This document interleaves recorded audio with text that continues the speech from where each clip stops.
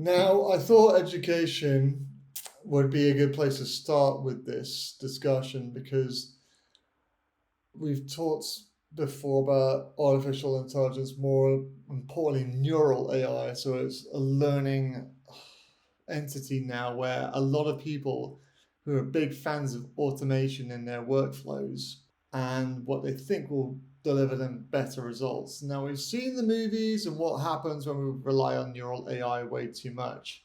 So, one of my favorites, the earlier franchise, of course, being Terminator. And then that stretches back way into things like war games, and then I don't know, recently you should probably argue that would be Matrix. And none of these messages seems to have been heeded, and now we're talking about AI removing people out of jobs, and this is where it comes to our discussion. So, for example, what's your experience been with neural AI so far? What do you know about it in the education sector? You have apps that you can use to learn languages, like Duolingo, for example. Of course, it doesn't replace um, the human part of it, I guess. But yeah, I mean, it depends. Do you know about ChatGPT? Yeah, but I haven't looked into it that All right, much. well, let's put it this way. If I asked it to write a blog on the school that you worked for, it would do so. I could scale that down saying, okay, write me the same blog again within 500 words. Write me the same blog again within the same 500 word limit, including these keywords. So there are benefits to that, and there's also things that we're talking about which it does not encapsulate, which I think is very important. So Paraguay, for example, relying on a process of automation to find its teachers. All right, so what's the problem? Why can't we just rely on AI to find another Marian to teach a school? Why can't we do that if it's so clever? Well, normally the process is like this: you send your resume, the principal or the person in charge calls you. You go there, you sit down, you talk to the person, you gauge the personality, I guess, and everything that has to do with you as a person, and then you get the job or you don't, right? So I'm not sure if nowadays AI is in charge of hiring people, but because I think that you will always get to go and have the interview in person, at least as the last step before being hired. Um, so to if the AI in this case has to look for the person and select a few to be able to be in the interview, um, I'm not sure that there's much of a difference between using an AI or having a person look at the resumes that they have, because resumes are just written words and on a piece of paper, so you don't really see the person moving, talking. You don't know how that person expresses herself or himself, right? So you don't know. Yeah. So there wouldn't be much of a difference, to be honest, in my opinion. Okay, so that's what kind of how we get from paper to CVs to what Screencruit is doing with video CVs. With a video CV that can capture personality, it can capture your body language, it can capture your demeanor, and also attribute to showing, like, for example, images in the back of you in the classroom with kids or with young learners or with adults, depending on the age of English or whatever that you're teaching, as well as your certifications to show that it's not just on your CV. There it is with my name on it. I can evidence it. You can also evidence yourself in a video, you know, communicating with those groups as well. I mean, would you think that that was pretty important in order for them to demonstrate that they've got that kind of chemistry and the repertoire and the rapport they can build with learners? To be honest, it would be easier and faster for me to just watch a 1 minute long video or 2 minutes long video about a person and explaining what he or she does, how he or she does it. It's difficult for children and adults to learn any language, new language, right? And if you have someone who doesn't have the charm and the way with words to explain things, of course it's going to be a major problem. Yeah, So those are yeah. things that you can actually see when you have a short video of someone. We know that sometimes it's difficult to be in front of a camera, um, but to be brave enough to do that and to try at least to show yourself as you are gives me, a little bit more of information about yourself. What would be your protocol?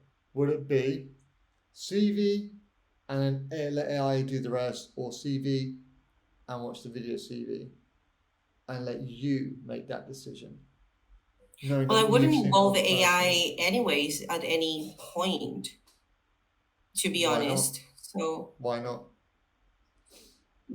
because it's obviously not um attuned to human emotions. Good point.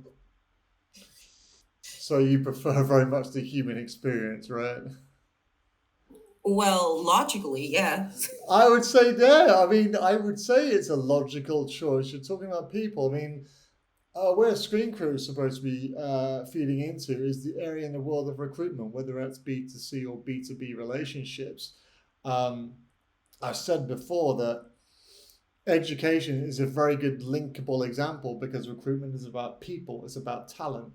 So why are we relying on automated processes for that? Is why, like you say, I think it's logical. Humans should be involved in what's supposed to be a human process. So recruitment, I'm not really understanding why some of the podcasts and webinars I've been listening to lately wants to try and get AI to scan their emails to look for keywords so they know if they should read them or not. Personally, if the client was paying me to do something, I read the email. I might have a back and forth conversation, might take me longer to make a decision, but at least you know that decision has been treated with care. That's what I'm being paid to do. I'm not saying, oh, pay me and I'll let AI handle it. I think that's where we should draw the line. Let's say you've got someone who's come in. There's a pile of about 50 CVs, and out of that pile, one has got access to a link which will provide you, like you said, a minute to 2 minutes worth of video CV footage in an effort to prove to you they've got what it takes. Would you be tempted to start with them first? Yeah, Why? because it's out of the way. We can read people a lot easier um, in certain ways. Not obviously we're not, you know, experts, but we know.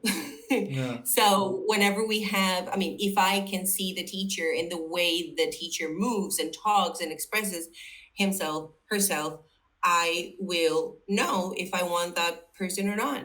And also, I suppose, a nice fresh change that someone's actually got something different to present for themselves. And then, like you said, after having watched it, it's kind of like, I get an idea how you would work the room as a Yeah. teacher. I straight away get that gut feeling that, look, we know, because you've already applied for the role, what's going to be involved. So Yep. one of the videos I put together is like, how do I know if you're likable?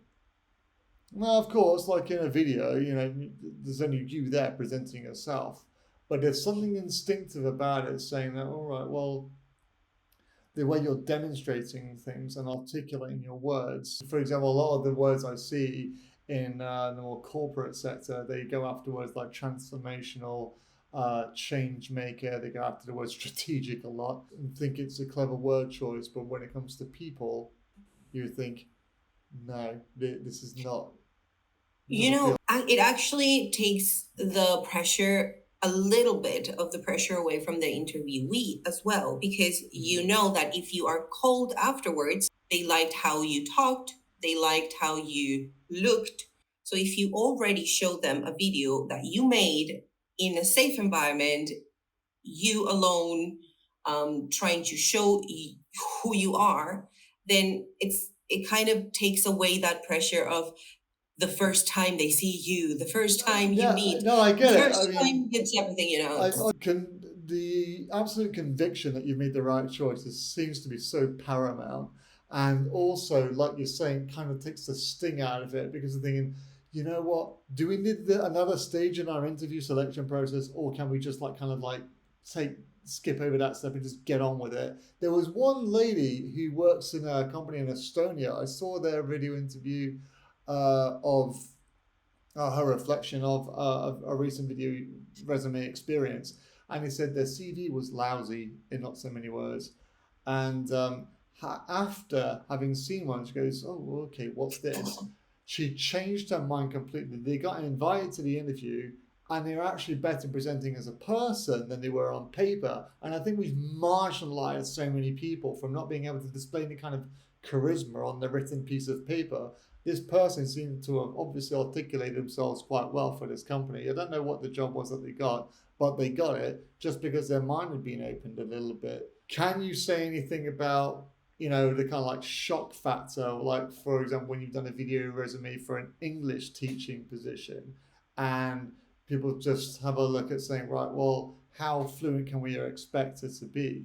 Because she's from Latin America. But that's actually something that it's been happening. I mean, meeting people that have a native level English, but not only English, like the accent, it's there, and it's happening more and more nowadays because I see videos of Korean people speaking with the American accent, so or the British accent as well, mostly in China.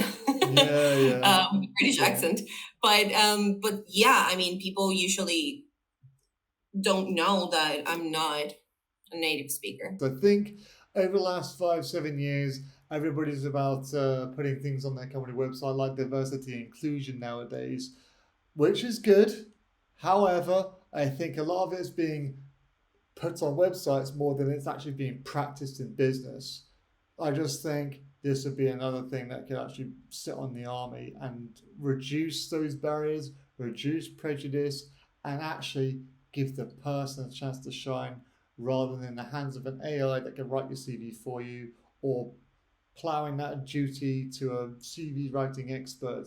Because at the end of the day, this is the only thing that I can think of which is actually going to give someone the most realistic look into someone's eligibility for a role and what their personality is like to work with within a team, right? Yep.